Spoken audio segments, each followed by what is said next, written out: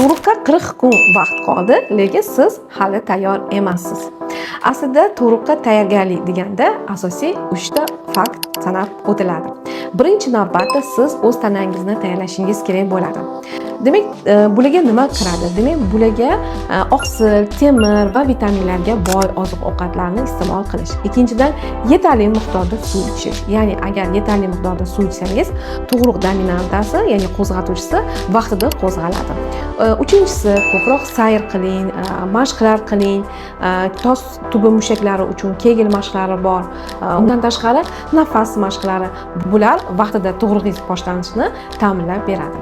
Ikkinchisi bu tibbiy nazorat. Ya'ni tug'ruqqa yaqin albatta UZI, Doppler tekshiruvdan o'tishingiz kerak bo'ladi. Kerakli tahlillarni topshirishingiz kerak bo'ladi.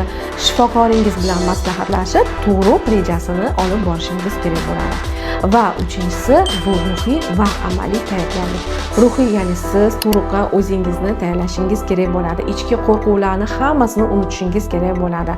Ya'ni oldingi tug'ruqlaringiz asoratli bo'lgan bo'lsa, bularni hammasini o'tmishda qoldirib, hech kimni quloq solmay, vaqtida uxlab, o'zingizni tinchlantirishingiz kerak bo'ladi. Chunki asabi tinch, yaxshi bo'lgan ayollarda albatta tug'ruq oson kechadi.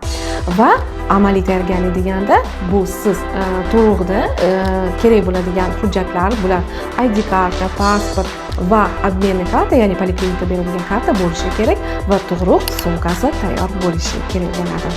Agar sizda ham tug'ruq yaqinlashayotgan bo'lsa, shu videoni saqlab qo'ying va Dr. Umida Fayz profiliga obuna bo'ling.